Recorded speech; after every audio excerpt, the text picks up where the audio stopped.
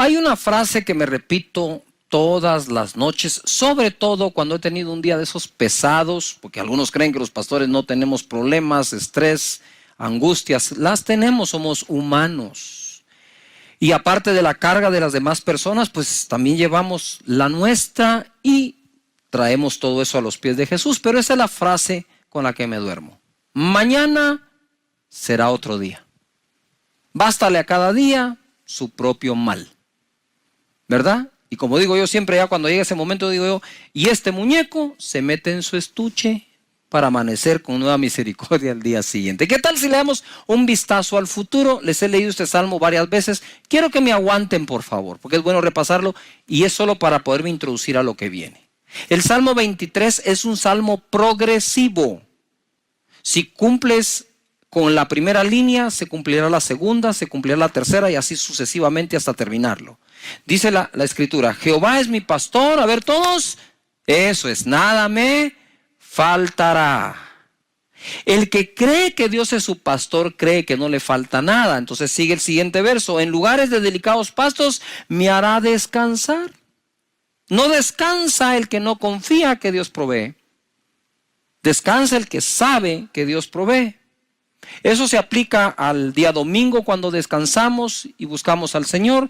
Eso se aplica en la tarde cuando termina la faena del día y podemos descansar. Eso se aplica en tiempos de angustia, persecución y estrechez. Descansar en el Señor, que nada nos faltará. Y entonces descansamos. Luego junto a aguas de reposo me pastoreará. Él pastorea al que descansa porque confía que no le falta nada. Confortará mi alma, Él conforta el alma de aquel a quien puede pastorear porque toma tiempo de descansar debido a que cree que nada le faltará. Después dice, me guiará por sendas de justicia por amor de su nombre. Es mucho más fácil oír las instrucciones de cómo ser guiado por Dios cuando estamos siendo confortados, porque somos pastoreados, porque estamos descansando, porque confiamos que no nos falta nada. Aunque dice, me guiará por sendas de justicia por amor de su nombre, aunque ande en valle de sombras de muerte, no temeré mal alguno, porque tú estarás conmigo. De nuevo es progresivo. Cuando ya somos pastoreados porque descansamos, porque confiamos, Él nos guía por senda de justicia. Y si atravesamos un valle de sombra de muerte, no temeremos mal alguno, porque Él está con nosotros. Tu vara y tu cayado nos infundirán aliento. Aderezas mesa delante de mí en presencia de mis angustiadores. Unges mi cabeza con aceite, mi copa está rebosando. Ciertamente el bien y la misericordia me seguirán todos los días de mi vida, y en la casa de Jehová moraré por largos días. Progresivo. Todo en futuro. Lo que David hacía era echarle un vistazo al futuro, ojo, basado en la fe y confianza que le tenía a Dios. Tú puedes imaginar un futuro de acuerdo a la confianza que en Dios tienes. No me va a faltar. La escritura no dice, Jehová es mi pastor, nada me faltará mientras tenga trabajo, me den aumento, el salario alcance. Entonces, ¿en qué quedamos? Nada nos faltará porque Él es nuestro pastor. Punto. Y luego va progresando el salmo y le echa un vistazo. Dice, incluso considera, mira, David era un hombre de tanta fe, está dentro de los héroes de la fe en Hebreos 11. Sin embargo, él está considerando un futuro aún peligroso. Y se está anticipando a ese futuro con un buen vistazo diciendo, aún si yo pueda caminar en un valle de muerte, no temeré mal alguno, porque tu vara y tu cayado me infundirán, ¿qué? Aliento. Aún si yo camino ahí, Dios estará con nosotros. La fe, dice la escritura, es por el oír, y el oír por la palabra de Dios. Nosotros decidimos enfrentar lo que estamos viviendo con fe, decidimos enfrentarlo con pesimismo, optimismo, con buen ánimo, con unidad familiar, solos. Esas son decisiones que nosotros vamos tomando. Pero definitivamente el oído es vital. El oído es vital. Por aquí se contagia uno de miedo, temor, duda, angustia, ansiedad. Por aquí. Por eso dice la escritura, las malas conversaciones corrompen buenas costumbres. En Mateo capítulo 13, verso 18, hoy me voy a ir a lo básico. Ya saben que Eso es lo que me agrada y creo que es fruto de la oración de pedirle a Dios, Señor, dame una palabra para la vida de cada persona, para que cuando salgan de su casa o regresen tengan algo que practicar de tu palabra. Y la parábola del sembrador fue la primera que Jesús habló y dijo, si no entienden esta parábola, ¿cómo van a poder entender el resto? Y es muy sencilla, pero a la vez profunda. En el verso 18, Mateo 13 dice, oíd pues vosotros la parábola del sembrador. Cuando alguno oye la palabra del reino y no la entiende, viene el malo y arrebata lo que fue sembrado en su corazón. Este es el que fue sembrado junto al camino. Cuando hablamos de que la palabra fue sembrada junto al camino, dice la parábola, que vienen las aves del cielo y roban la semilla o la palabra. Y entonces él explica acá. Lo que ocurre, la interpretación de esto es que cuando alguien no le entiende, entonces viene el malo y la arrebata. Orando por todos ustedes y por su servidor, obviamente, aquí en esta escritura me encuentro que la palabra de no entender la escritura, ahí hay un truco escondido que el enemigo puede aprovechar. Tener la esencia de lo que se nos enseña es tener entendimiento de lo que estamos aprendiendo. Y el original dice, es poner dos combatientes hostiles juntos. Alguien va a ganar. Entonces está la capacidad de entender de acuerdo a lo que Dios quiere decir. Y cuando dice no entender o no la entendemos, no se refiere que no entendiste nada, sino que entendiste mal. Quiero de nuevo, entendiste mal. Mal, el maligno. Él sembró otro entendimiento. Y es así como se roba la palabra o el entendimiento de lo que venía de parte de Dios para tu vida. El enemigo roba la palabra por medio de darnos otro entendimiento. Él no desea evitar la renovación de nuestro entendimiento, sino darnos otro para que seamos transformados, pero no de manera que experimentemos la voluntad de Dios, sino opuesta a eso. Eso es lo que el enemigo va a tratar de hacer. Por lo tanto, tenemos que cuidar cómo escuchamos y cómo entendemos la palabra del Señor. Por ejemplo, la Biblia dice que la voluntad de Dios es buena, agradable y perfecta. Eso viene por la renovación de nuestro entendimiento para experimentar esa voluntad buena, agradable y perfecta. Entonces la gente viene y dice, no, es que lo que me pasa. Y entonces no tienes el entendimiento que las Escrituras te ofrecen, sino el entendimiento que alguien más te está ofreciendo. Dios es bueno, Dios tiene misericordia todos los días de nuestra vida. Entonces en la parábola, lo que tenemos que evitar primero es que entendamos de una forma equivocada lo que el Señor nos quiere decir y bendecir. Persecución por lo que crees. 20, verso 20. Y el que fue sembrado en pedregales, este es el que oye la palabra y al momento la recibe con gozo. Tiene un pico de emoción, de gozo impresionante, pero no tiene raíz en sí, sino que es de corta duración, pues al venir la aflicción o la persecución por causa de la palabra, luego tropieza. Ojo, cuando la Escritura dice que es de corta duración, aquí lo voy a ampliar un poco más a la vida. Existen personas que son de corta duración en todo lo que hacen. Siempre están cambiando lo que hacen. Todo les dura muy poco tiempo. Como decía mi mamá, mira Cash, me decía él, no seas arranque de macho y parada de mula, me decía. Es decir, arranca como caballo de carrera y cuando para se siembra, que no hay quien lo mueva. Y entonces ella también me decía, ay, mira Cash, tenés que aprender a no ser 14 oficios o 7 oficios, 14 necesidades. Esos proverbios me fueron penetrando poco a poco a mi mente y dándome a mi entendimiento cosas que me sirven para vivir el día de hoy. Entonces las personas que suelen sobreemocionarse positivamente, también suelen afligirse y entrar en temor con la misma intensidad que se gozaron, perdiendo así algo que habían ganado. ¿Y por qué estoy enseñando esto? Porque creo que por el Espíritu de Dios puedo ver cómo, debido a todo lo que pasa en esta crisis, hay mucho altibajo emocional. Un día estás, wow, mañana salimos, otro día, ya volvieron a decir tal cosa. Y ahora nos dijeron y ahora nos dicen otra. Y eso va causando, va drenando nuestras emociones. Y mire, eso trae un cansancio y trae una fatiga que es difícil soportarla. A mí me pasa, por eso te estoy predicando esto. Porque a mí me pasa también, y esta es la palabra que me ha dado para que me pase menos o pueda yo sobreponerme a esto.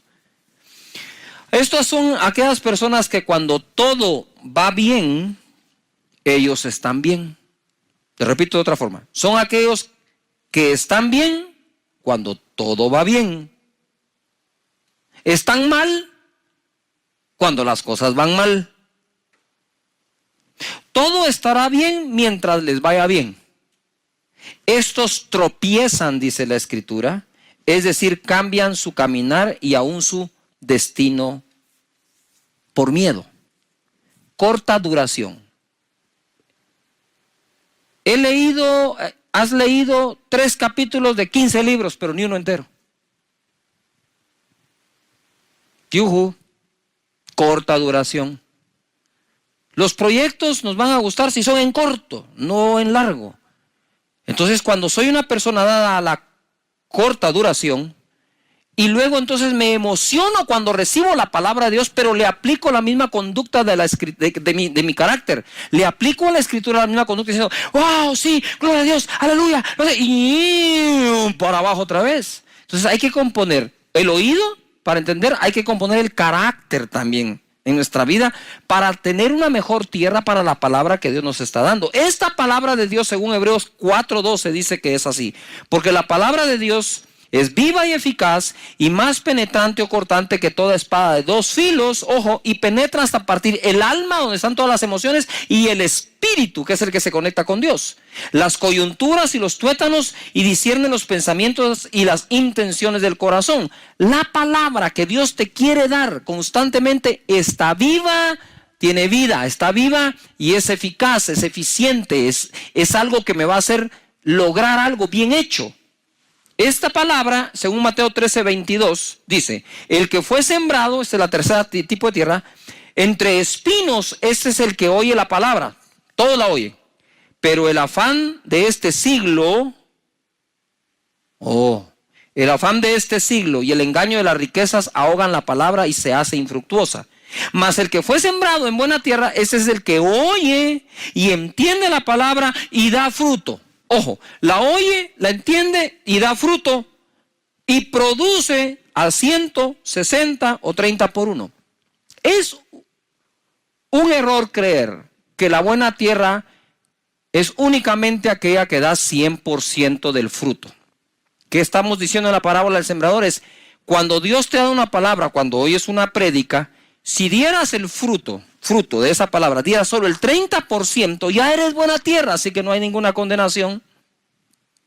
Pero si nosotros vamos limpiándonos de espinos y de abrojos, del afán de la vida, sí, del engaño de la riqueza, de las emociones mal manejadas y de no entenderla, entonces podemos crecer del 30 al 60 al 100%. Hay gente que da más fruto, gente que da menos fruto, pero si ya estás en el 30, eres buena tierra y te declaro buena tierra para la palabra de Dios. Ojo, la palabra de Dios es una buena semilla todo el tiempo y está viva y es eficaz. Sin embargo, se puede ahogar y volverla no fructífera por miedo del afán de este siglo. ¿Qué es el afán de este siglo? Familia que estás allí. El afán de este siglo es básico, elemental. ¿Cuál es? Que comer, que vestir, trabajo, paga, salario, empresa, ventas. ¿No es eso el afán de todos los días? ¿No es eso a lo que salís todos los días cuando vas a trabajar? Y luego a veces se nos acusan a las personas que queremos enseñarles cómo a través de la palabra de Dios les va bien ahí. Cuando, si no puedo llevar la palabra de Dios a mi trabajo y a la familia, ¿a dónde la puedo llevar? Entonces, lo que quiero decirte en esta oportunidad es que si tengo resuelto el problema del afán por la vida, no el ingreso mensual para la vida, sino el afán de la vida.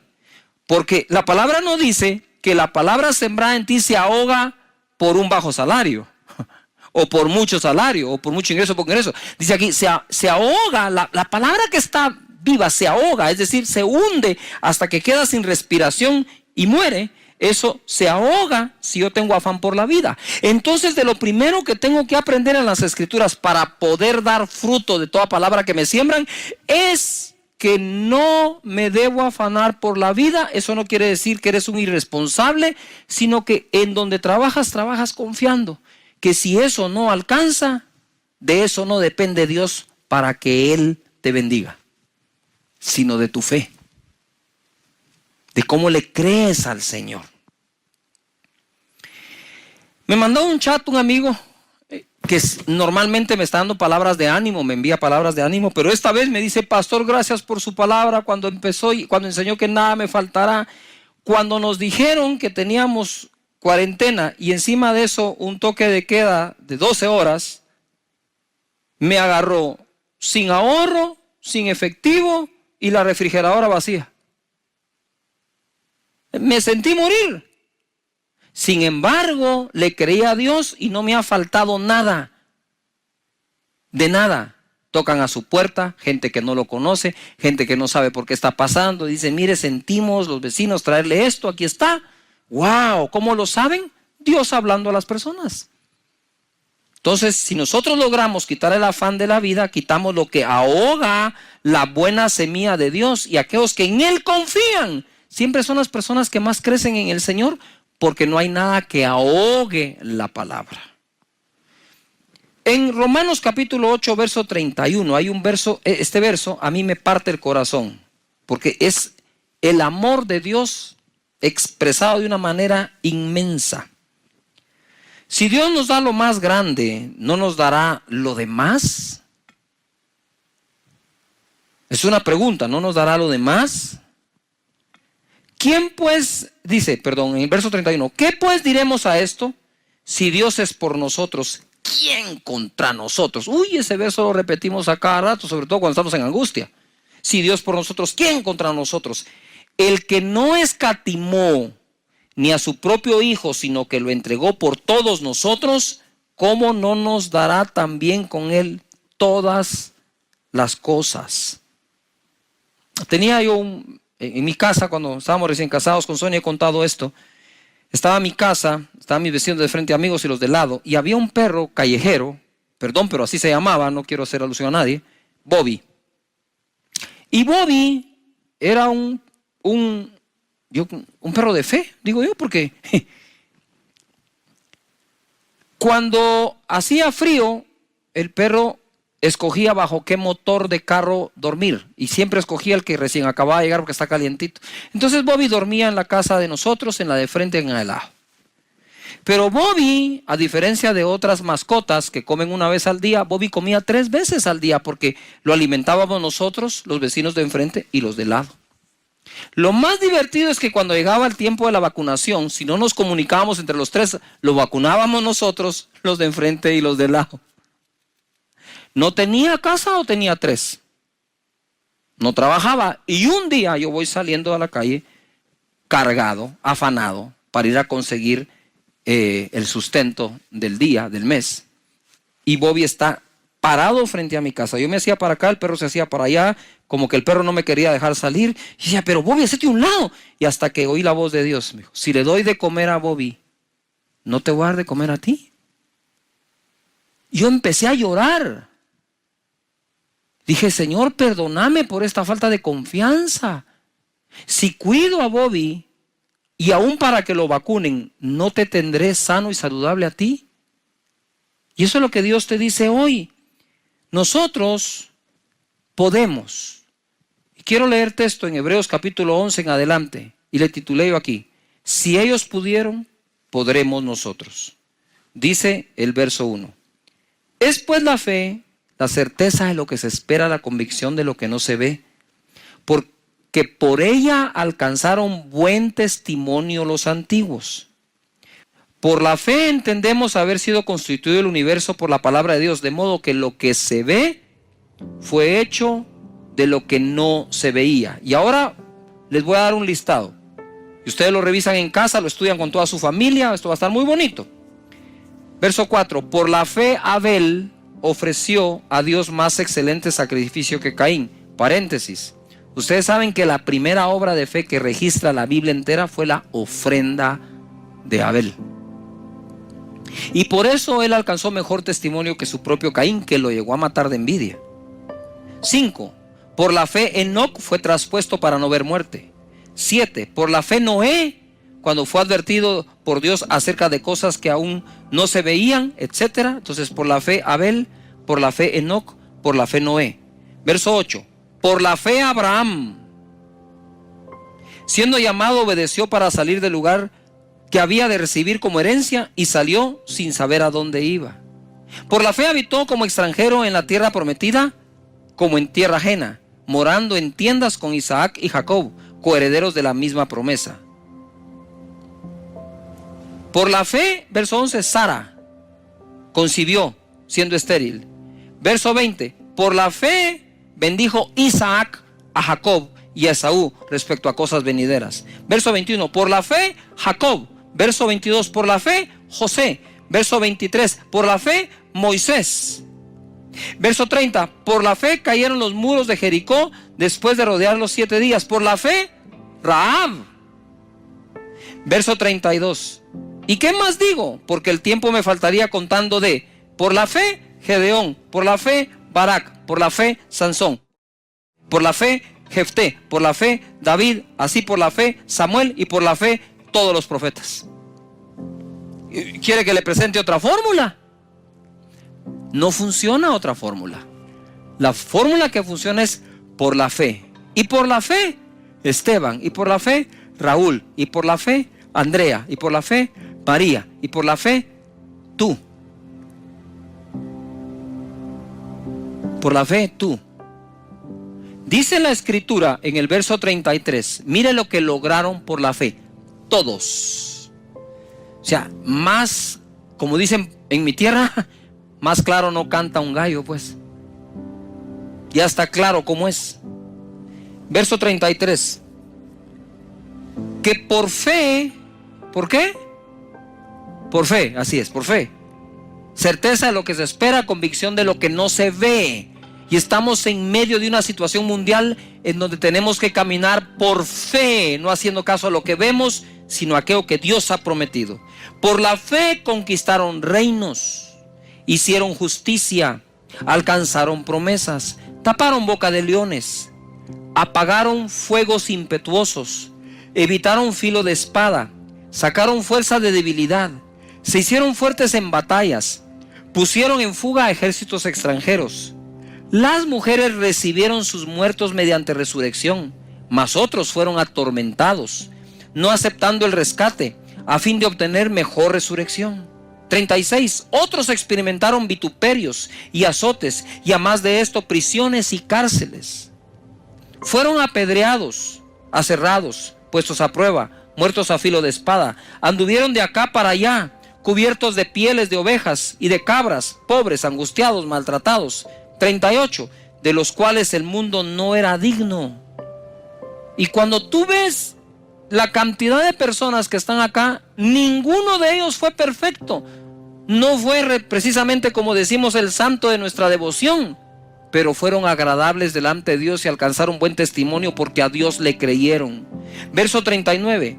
Y todos estos, aunque alcanzaron buen testimonio y el mundo no era digno de ellos, mediante la fe no recibieron en aquel entonces lo prometido, para que una cosa se cumpla, proveyendo Dios alguna cosa mejor para nosotros, para que no fuesen ellos perfeccionados aparte de nosotros. Por la fe, por la fe, por la fe. Y ahora quiero terminar en este momento con algo que me impresionó. Si Dios pregunta, debemos responderle. Y en Mateo capítulo 6, verso 28, dice: ¿por qué os afanáis? ¿Por qué os afanáis? ¿Acaso tú no vales más que las aves y eres mejor que un lirio? ¿Por qué os afanáis? Y en este momento, cuando yo estaba leyendo esto, en mi casa, preparándolo, empecé a llorar. Porque la pregunta se la hace a todos y me la ha hecho a mí. ¿Por qué te afanas? Porque me hace falta, porque hay un terror afuera, porque hay una peste, porque hay una pandemia, porque hay una enfermedad, porque hay un virus.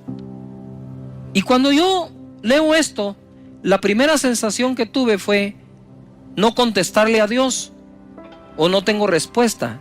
Y el Espíritu Santo me dijo: quiero oír sus respuestas. Cuando te digo ¿por qué te afanas?, te lo estoy preguntando. Quiero saber qué es lo que te provoca.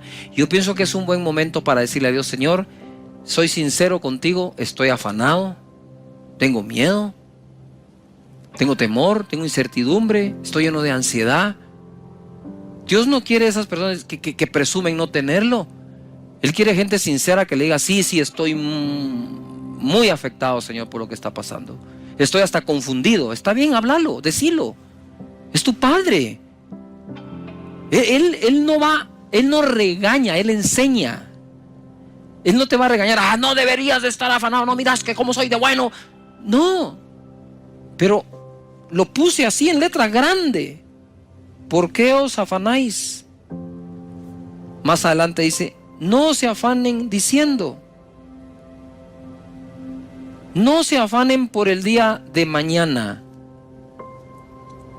Bástale a cada día su propio mal. Y por eso empecé diciendo en esta predicación: mañana será otro día. Mañana será otro día. Padre, gracias te doy por cada hogar conectado, por cada casa, por cada conexión, por cada persona. Estamos cargados, Señor.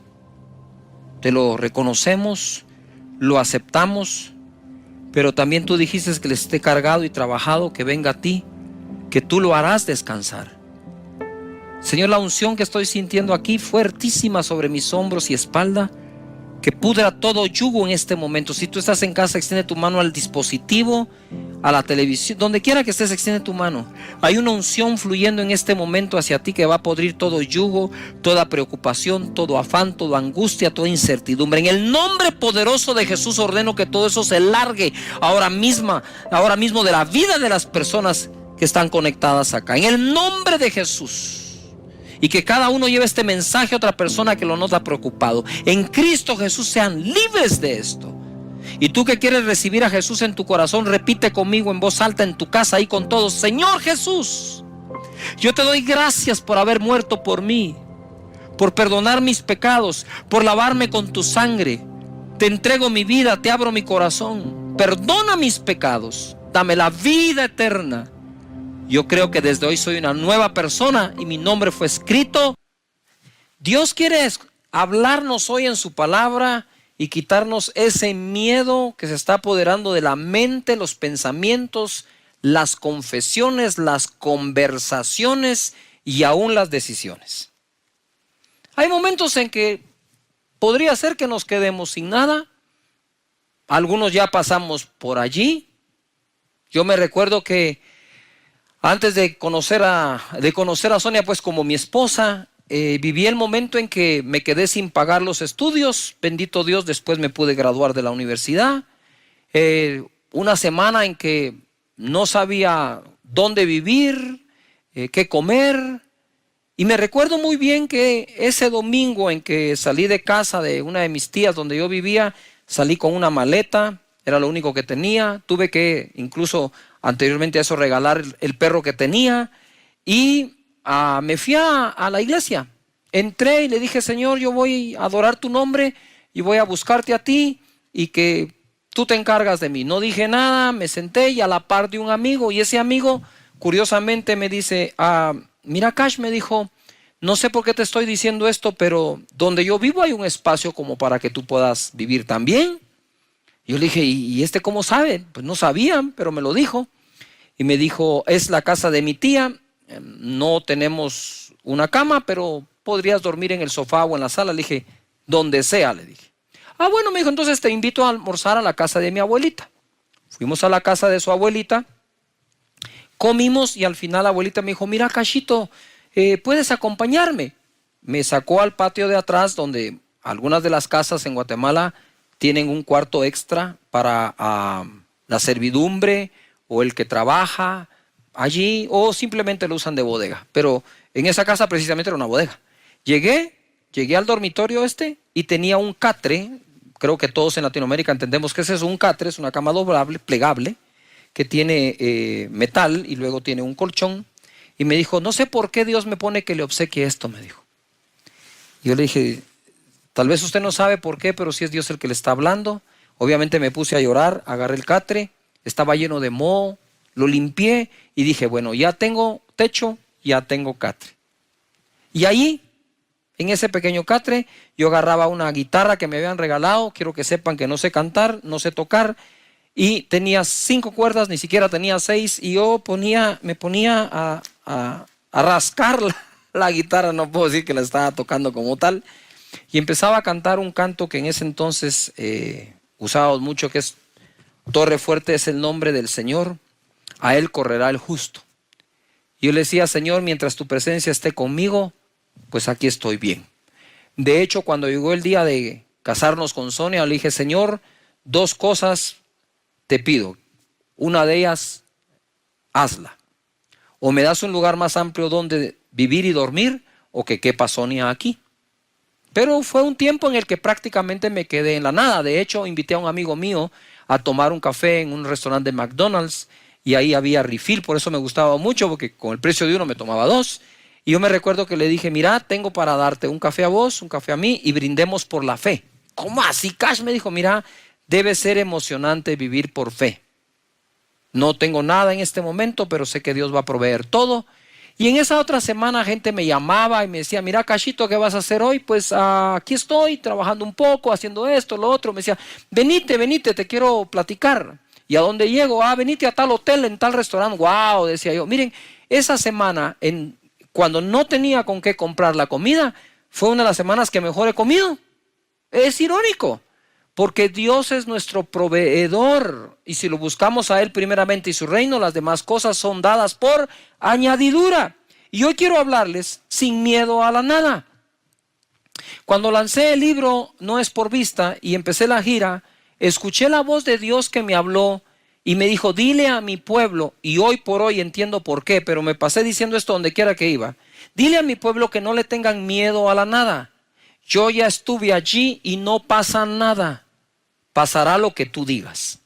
Porque lo que yo dije pasó. Dije sea la luz, fue la luz, y desde la nada creó todo. Ese es nuestro Dios. Y esa es la confianza que en Él tenemos.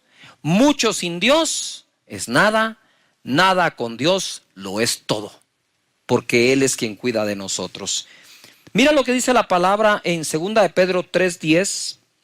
En el verso 13, pero nosotros esperamos según sus promesas cielos nuevos y tierra nueva en los cuales mora la justicia.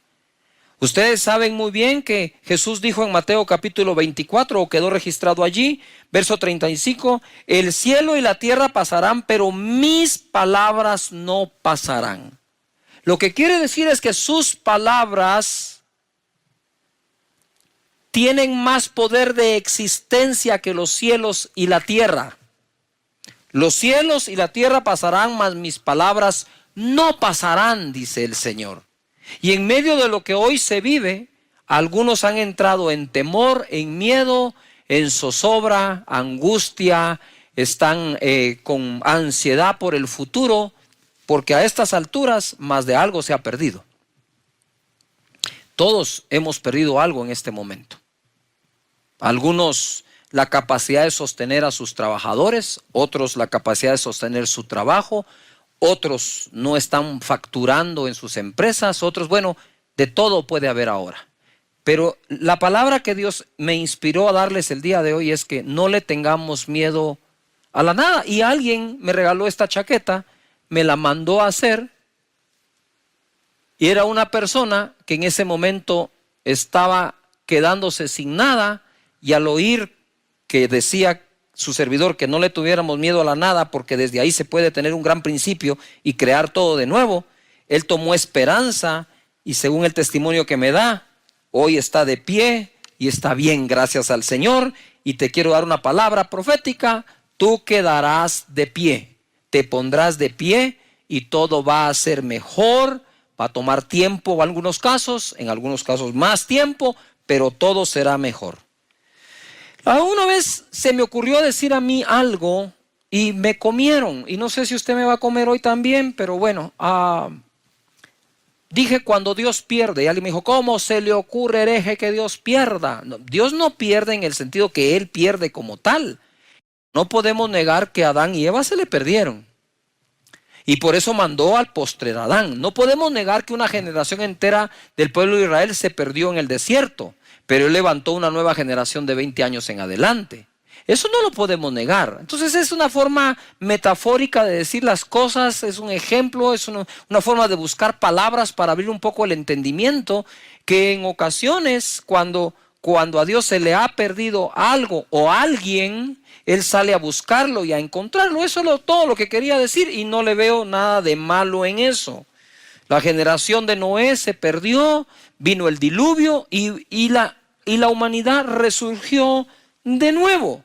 Así que yo quiero hoy enfocarme en qué pasa cuando perdemos. ¿Qué pasa cuando tenemos la probabilidad de quedarnos sin nada o habitar en la nada? En Lucas capítulo 15, versículo 4, dice así: ¿qué hombre de vosotros, teniendo 100 ovejas, si pierde una de ellas? ¿Ya te diste cuenta? Si pierde una de ellas, ¿no deja las 99 en el desierto y va tras la que se perdió hasta encontrarla? Y al llegar a casa, reúne a sus amigos y vecinos diciéndoles, gozaos conmigo, porque he encontrado mi oveja que se había perdido. Aquí vemos a este pastor de ovejas recuperando una oveja que se le perdió. Luego de eso, en Lucas capítulo 5, verso 8 dice, ¿o qué mujer que tiene 10 dracmas, si pierde una dracma, no enciende la lámpara y barre la casa y busca con diligencia hasta encontrarla? Y cuando la encuentra, reúne a sus amigos y vecinas, diciendo, gozaos conmigo, porque he encontrado la dracma que había perdido. En este caso, la oveja, aquí estoy hablando de los pastores, literalmente pastores de ovejas, el ganado ovino se dice, sí. Se le pierde la oveja, que para esta persona representa una unidad, el 1% de su ganado, el 1% de su probabilidad de venta, el 1% de su probabilidad de utilidades, el 1%, y esta persona se pone a cuidar el 1% de su trabajo. Si nosotros pudiéramos aprender que no hay un 1% menospreciable, sino que debemos cuidar todo, iríamos en pos de eso. Entonces, aunque se le perdió, lo encontró. Y yo quiero declararte que en tu empresa, en tu trabajo, ese 1% que se pudo haber perdido será recuperado si confiamos en Dios, si tenemos paciencia. Por algo la palabra dice que con fe y paciencia se obtienen las promesas. Es tiempo de tener paciencia, mucha paciencia, y no perder la fe en el proceso hasta que nosotros podamos ver su mano. La palabra de Dios dice, pacientemente esperé a Jehová y Él me sacó del pozo de la desesperación. Esto es irónico. ¿Cómo puedo yo pacientemente esperar desesperadamente?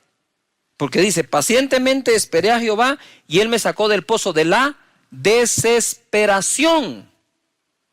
Y esto lo ilustro yo. Todos los que hemos tenido hijos pequeños y nos toca llevarlos donde el doctor o el pediatra, más de en alguna ocasión fuiste y la clínica estaba llena, los niños llorando, los niños gritando, unos desesperados, y para colmo sale la enfermera y dice, disculpen, el doctor viene tarde. Uy, dices, Dios mío, estoy desesperado, que miren a mi hijo. Y ella te va a decir, paciencia, ya va a venir el doctor. Entonces ahí estás tú, desesperado, sentado, pacientemente esperando que aparezca el doctor. Y ojo acá, cuando leo esa escritura del Salmo, pacientemente esperé a Jehová y Él me sacó del pozo de la desesperación, el Señor me muestra y me dice, a veces la gente cree que Él se tarda en sacarlos, pero realmente el problema es que afuera está peor. Él sabe cuándo sacarlo porque afuera ya está seguro. Y esto se aplica también a esas cuarentenas que nos ha tocado vivir, ¿verdad? Pacientemente esperamos, desesperados, a veces en casa, trabajando desde ahí, sin saber qué hacer, sin poder hacer algo, pacientemente, pero es que también allá afuera puede estar peor con la contaminación. Entonces tenemos que creerle a Dios que Él tiene su tiempo para cada uno de nosotros y para cada cosa. La dracma era, en la diadema las mujeres usaban dracmas. Si se perdía un dracma, o decir, si ella lucía su diadema sin todas las dracmas completas, podía ser malinterpretada. Entonces, a buscar el dracma que se perdió y luego festejar cuando se encuentra. Y en el verso 32 dice, mas era necesario hacer fiesta y regocijarnos, porque tu hermano era muerto y ha revivido, se había perdido y es hallado. Entonces aquí en esta parábola podemos ver que se puede perder la oveja, ¿verdad? El dracma y un hijo. E incluso este hijo, él no lo salió a buscar, sino lo esperó con fe que habría de venir. Y quiero aplicar esto.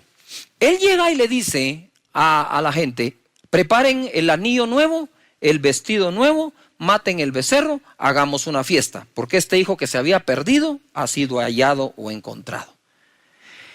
Este hombre, mientras su hijo estaba perdido, preparó todo por fe que habría de regresar. Y yo me imagino hablando él con el del vestido, quiero que me hagas un traje para mi hijo. ¿Para cuál de los dos? Para el que se fue. El que se fue, ¿para qué quiere un vestido para el que se fue? Si no vive en su casa, porque él va a regresar.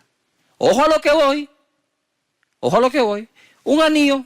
Y el joyero le dice, ¿un anillo? ¿Para qué quieres un anillo para tu hijo? Si no está, no va a volver. Va a volver. Vos solo haces el anillo, que yo soy el que pago. Y hace el anillo. ¿Qué es lo que estaba haciendo él? Preparándose para lo que habría de venir bueno. Fue malo que se fuera, fue malo que se perdiera, pero es bueno que regrese. Y yo quiero decirte que hay muchas cosas que en esta época se fueron de ti, se fueron de tus manos, pero van a regresar para la honra y la gloria de Dios. Y tú por fe tenés que empezar a preparar todo. Dices, pastor, en esta época mi empresa se vino abajo, ¿qué hago? Pues empiece a diseñar un nuevo logotipo, empiece a diseñar un nuevo producto, empiece a diseñar su estrategia para ganar los clientes, empiece a hacer algo como aquel hombre hizo esperando que su hijo regrese, porque hay cosas que se fueron que habrán de regresar a tu vida abundantemente para honra y gloria de Dios, y con paciencia lo harás crecer de nuevo. Señores, todos estamos en esa situación. Pero Dios es bueno y nos saca adelante. Mira lo que dice Lucas 19:10. Esto es buenísimo. Porque el Hijo del Hombre, se refiere a Jesús, vino a buscar y a salvar lo que se había perdido. Entonces sí hay cosas y aún personas que se pierden, pero Dios es experto en la recuperación. Dios es experto en recuperar. Dios es experto en ganar. Y Dios te dice que tengas paciencia porque todo saldrá bien. Ahora bien, yo encuentro 3 maneras, pueden existir más, de llegar a la nada. La primera la miro en Jueces capítulo 6, verso 15. Dice así: entonces le respondió, Señor mío, ¿con qué salvaré yo a Israel? He aquí que mi familia es pobre en Manasés y yo el menor en la casa de mi padre. Jehová le dijo, ciertamente yo estaré contigo y derrotarás a los madianitas como a un solo hombre. Y él respondió, yo te ruego que si he hallado gracia delante de ti, me des señal de que tú has hablado. Te ruego que no te vayas de aquí hasta que vuelva a ti y saque mi ofrenda y la ponga delante de ti. Y él respondió, yo esperaré hasta que vuelvas. Este hombre, Gedeón, estaba escondiendo el trigo en el lagar, porque los madianitas estaban saqueando al pueblo. Y era su familia pobre y era el menor de sus hermanos. Quiero contarles esta historia. De un pequeño pueblo hoy grande en Guatemala, una mujer sin conocimiento, sin tener estudios del colegio, mucho menos de la universidad, se quedó absolutamente sin nada. Y empezó a hacer unas tostadas, pero tenía la particularidad de tostadas, eso es extraño, sin aceite o muy poco aceite. Y las ponía en un paquete, así. Y empezó a vender tostadas. Y resulta que muchos necesitaban esa tostada para hacer las enchiladas o todo lo demás que con ella se hace en cada país, ¿verdad?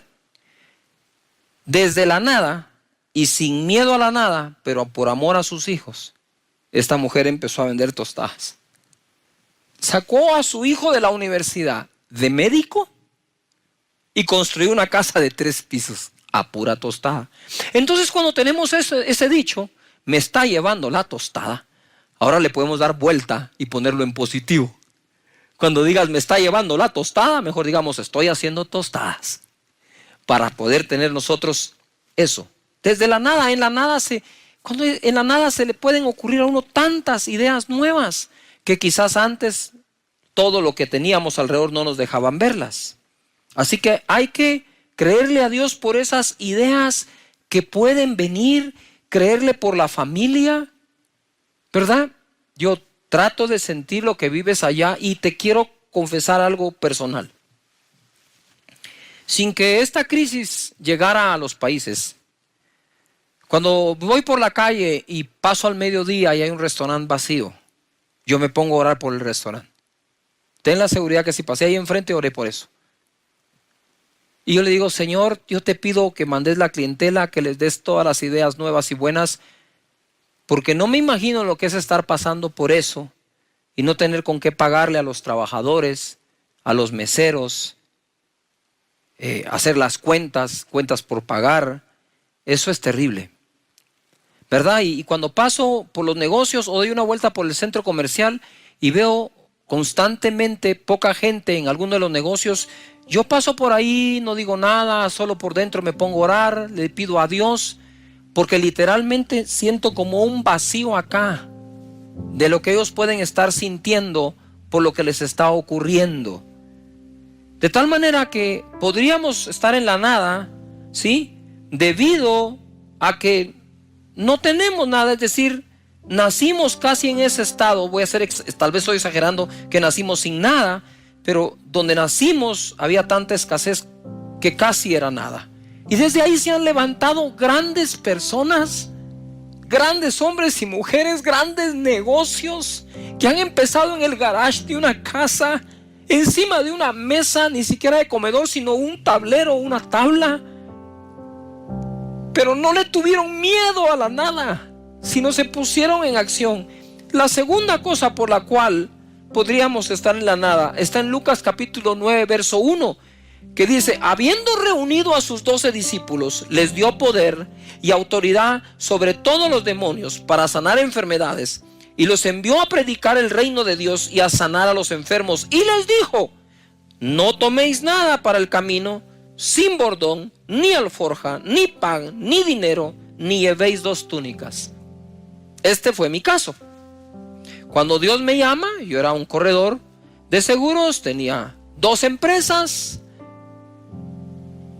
y llamé a socios y les dije: aquí está, les dejo esto, les dejo mi cartera, les dejo este negocio, les dejo este otro y vamos a probar la nada. Y desde ahí, desde esa nada, Dios levantó Casa de Dios, ¿verdad? Entonces puede ser que naciste en ese ambiente donde tenías casi nada o nada. Puede ser que lo hayas dejado todo por algo, o puede ser que te lo hayan quitado o te hayan dejado en la nada. Génesis 27, 41 dice: y aborreció Esaú a Jacob por la bendición con que su padre le había bendecido, y le dijo en su corazón: llegarán los días de luto de mi padre y yo mataré a mi hermano Jacob. Y fueron dichas a Rebeca las palabras de Esaú, su hijo mayor, Y ella envió y llamó a Jacob su hijo menor y dijo: he aquí Esaú tu hermano se consuela acerca de ti con la idea de matarte. Ahora pues, hijo mío, obedece a mi voz, levántate y huye a casa de Labán, mi hermano, en Harán. En el verso 10 de Génesis 28 dice: salió pues Jacob de Beerseba y fue a Harán. Y llegó a un cierto lugar y durmió allí, porque ya el sol se había puesto. Y tomó de las piedras de aquel paraje y puso a su cabecera y se acostó en aquel lugar y soñó. No es lo duro de tu almohada, no es lo incómodo de tu cama, es lo grande de tu sueño. Y ahí estaba Jacob sin nada, habiendo sido bendecido por el padre. Igual todo lo tomó el otro hermano. Y soñó, y aquí una escalera que estaba apoyada en tierra y su extremo tocaba el cielo, y aquí ángeles de Dios que subían y descendían por ella. Y aquí Jehová estaba en lo alto de ella, el cual dijo: yo soy Jehová, el Dios de Abraham tu padre y el Dios de Isaac. Y quiero hacer un paréntesis. Quiera Dios que todo hijo nuestro tenga un encuentro personal con Él. La tierra en que estás acostado te la daré a ti y a tu descendencia. Será tu descendencia como el polvo de la tierra, y te extenderás al oriente, al occidente, al norte y al sur. Y todas las familias de la tierra serán benditas en ti y en tu simiente. Aquí yo estoy contigo y te guardaré por donde quiera que fueres, y volveré a traerte a esta tierra, porque no te dejaré hasta que haya hecho lo que he dicho. Lo importante no es la almohada, el sueño es lo importante. No es lo incómodo de tu presente, es lo poderoso de tu futuro. No es lo duro de la pérdida, sino quién está contigo.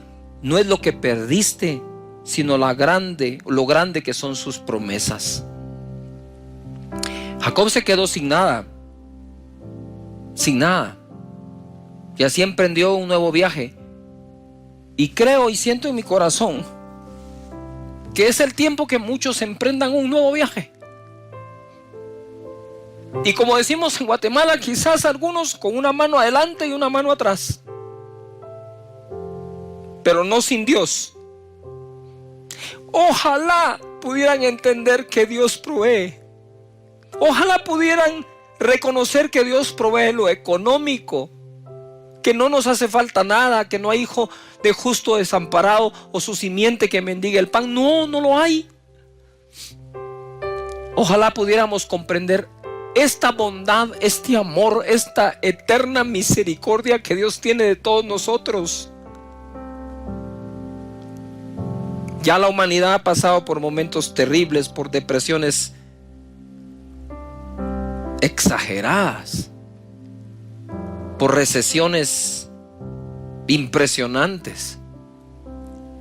Pero Dios está contigo. En medio de la nada, Jacob hace el descubrimiento de su vida.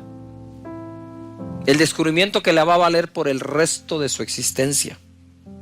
Despertó Jacob de su sueño y dijo: ciertamente Jehová está en este lugar y yo no lo sabía. Mira, donde menos pensó que iba a estar, está. Y ahí está, no lo sabía. Y tuvo miedo y dijo: cuán terrible es este lugar. No es otra cosa que casa de Dios y puerta del cielo.